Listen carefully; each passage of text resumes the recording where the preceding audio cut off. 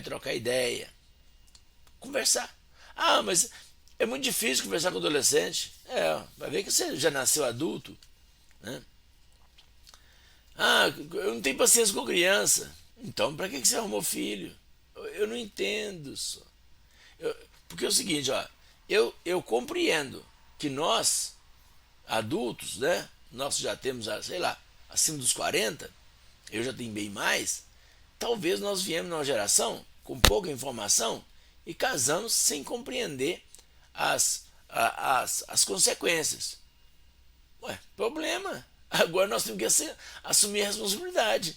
Eu não sabia nada do assunto, gente. As pessoas precisam entender que eu não sou contra você. Eu estou no mesmo barco, no mesmo perrengue seu. Eu com 19 anos já contei minha história. Com 19 anos eu me casei. Eu não tinha estudado absolutamente nada. Eu fui em 2 encontros. No encontro de curso de noivos que o pessoal me mandou fazer. Eu fui em 2 encontros, talvez 1 hora e meia cada um, em que foi orientado algumas coisas assim básicas e eu me casei. Por quê? Porque para a época, para aquilo para a informação que eu tinha, eu imaginei que eu ia casar, eu idealizei uma família bacana, legal e que eu ia curtir demais, eu, minha esposa, meus filhos, e eu idealizei aquilo. É o que eu via. É o que eu desafiei os pais aqui, ó, assista um filme sem legenda e sem volume. Eu assisti filme sem legenda e sem volume a minha infância toda.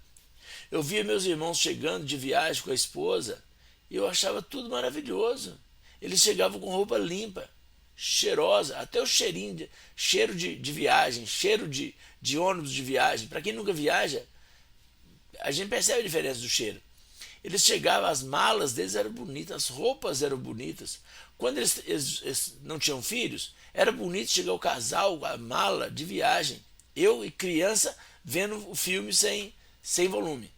E aí, quando eles tinham filhos, né, meus sobrinhos, e os meus sobrinhos chegavam com roupa bonita, calçado, e eu descalço. Eles chegavam com roupa bonita e eu com roupa feia. Eles chegavam com cheiro de ônibus de viagem e eu com cheiro de todo dia. Sem volume, tá? Eu não sabia o que eles passavam. Eu não sabia o que eles conversavam. A gente não podia conversar. É uma covardia, gente, o que fazem com as crianças. O que se faz com os adolescentes é uma covardia. É uma covardia sem tamanho. Que a gente sofre e depois repassa. Mas eu não repassei, não. Eu não repassei isso, não. Isso aí, ó, eu já cresci revoltado com isso. Eu já cresci pensando eu idealizei uma família. Agora, eu não sabia que era tão difícil. É muito mais difícil do que eu pensei. Meu Deus. E quanto mais eu estudo o assunto, mais difícil eu acho. Porque são muitas variáveis. São muitas coisas que podem interferir no relacionamento conjugal. Meu Deus, mas como que o negócio é complicado? Olha, quem não vê preocupação é porque está totalmente alheio ao risco. É aquela pessoa assim. É mesmo que você pegar uma criança totalmente inocente e falar para ela passar no meio de um lugar perigoso, ela não sente medo nenhum, porque ela não tem nem noção do que ela está fazendo. Nem noção. Eu nem sei dar um exemplo, não. É uma pessoa assim, totalmente sem noção. Por exemplo, você pega uma criança de 3 4 anos, leva no meio do mar e põe ela para nadar como se fosse numa piscina. Ela não tem medo, porque ela já sabe nadar. Israel com 4 anos sabia nadar, então não é difícil não. Então você pega a criança põe lá no meio do mar e a criança não tem noção do lugar que ela está, que ela está no meio do oceano. Então ela nada tranquilamente como se estivesse numa piscina. Assim são as pessoas. Ah, não, minha vida é tranquila, meu casamento tá bom. Você não tem noção. Olha, pode acontecer em qualquer momento um evento simples, um evento casual, desencadear uma sequência de problemas na sua família, como uma doença, como uma visita inesperada, como uma fala, uma palavra, um relato do passado do seu cônjuge, que pode desencadear uma bagunça na sua família. Por quê? Coisas mal resolvidas, situações que não foram bem esclarecidas, interferência da família, do pai, da mãe, um problema com seu pai, com sua mãe, ou com sua sogra, com seu cunhado, ou com seu irmão mais novo, seu irmão mais velho. Tudo isso pode desencadear uma bagunça se sua família não está estruturada. Lembra Mateus capítulo 7 fala da pessoa sensata e a insensata. A sensata, ela constrói a casa sobre a rocha. E a insensata sobre a areia. Porque aqui fala assim, ó, e caiu a chuva, transbordaram os rios, sopraram os ventos e deram com ímpeto contra aquela casa. Olha o que acontece, ó. Caiu a chuva, transbordaram os rios, sopraram os ventos e deram com ímpeto contra aquela casa. Qual casa? As duas casas. Quer dizer, isso acontece com qualquer família. As pessoas precisam entender isso, olha. As suas orações não vão impedir de certas coisas acontecerem na sua casa. Por quê? A gente imagina, na nossa ideia religiosa, tá? Não é ideia de fé, não. Na ideia religiosa, se a gente orar, se a gente jejuar, se a gente ficar na igreja, não acontece divórcio na nossa família, não acontece doença na nossa família, não acontece desemprego na nossa família, não acontece crises, sei lá, várias crises na nossa família, não acontece falta de dinheiro na família, a gente fica assim, num paraíso. Só que isso não existe, isso é uma ideia que os religiosos criaram, que a Bíblia deixa bem claro, o que acontece ao ímpio, acontece ao justo. Porque o segredo não é o que acontece, é como você reage com aquilo que acontece na sua vida. Se for olhar assim, Jesus foi maltratado, Jesus foi injustiçado, e ele estava em pecado, ele nunca pecou.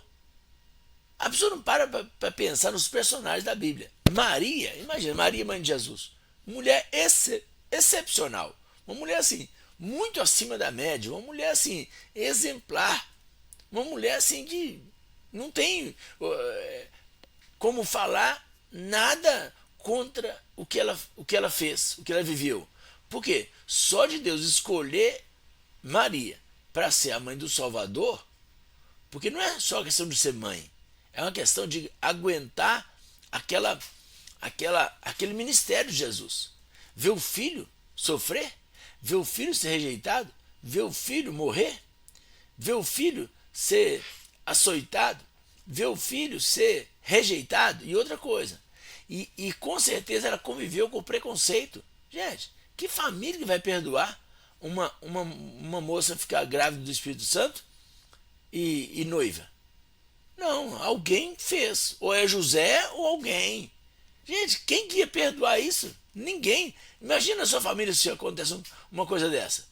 Ah, se na minha família acontecesse, a gente ia rolar. Humanamente falando, não estou falando daqueles crentes poderosos assim, que nunca peca, que nunca fala dos outros. Estou falando de crente normal igual eu, assim, ó, que fala tem hora que escapa, né? Fala pelos cotovelos, interpreta mal, acha que pode dar opinião. Estou falando de gente normal, gente que, né? Ser humano normal, que erra, que peca, que assume o erro. Porque tem crente na igreja e ele nunca peca. Ele ama todo mundo, ele perdoa todo mundo, ele é joia, não, é maravilha. Esses são os piores. Eu não gosto nem de conhecer gente assim, porque são bons demais. É perigoso eu contaminar a vida deles. Então pensa em Maria. O que ela superou, o que ela sujeitou, o que ela aguentou. Porque é muito difícil que a situação. Até hoje, imagina há mais de 2000 anos atrás, como que era o preconceito. Uma moça solteira grávida. Então, ela assim, ela sujeitou tanta coisa. Aí você vai olhar a vida de Abraão, Jeremias, Oséias, Davi. São tantos personagens poderosos, né? Davi, homem segundo o coração de Deus, Abraão, amigo de Deus, né? Moisés, gente, assim, são exemplos vários de pessoas excepcionais, mas que passaram momentos difíceis. Então é uma ideia de que, eu orei, entreguei minha família para Deus. E quem falou que Deus quer a sua família? A família é sua. Por isso que Deus deixa claro na palavra a nossa, como se fosse o nosso campo de ação. O que eu tenho que fazer para que a minha família seja abençoada? O que eu tenho que proporcionar para que a minha família seja abençoada? Primeiro, no núcleo familiar, né? A família principal, a nuclear, a que você vive nela. Primeira coisa é esse casamento. Tem que ser estabelecido. Tem que ter alguns fundamentos para segurar as crises. Gente, porque as crises vêm. E vem a chuva, e vem trambolho dos rios, e bate com ímpeto nessa casa. A diferença é, uma casa está na rocha, outra casa na areia. Né?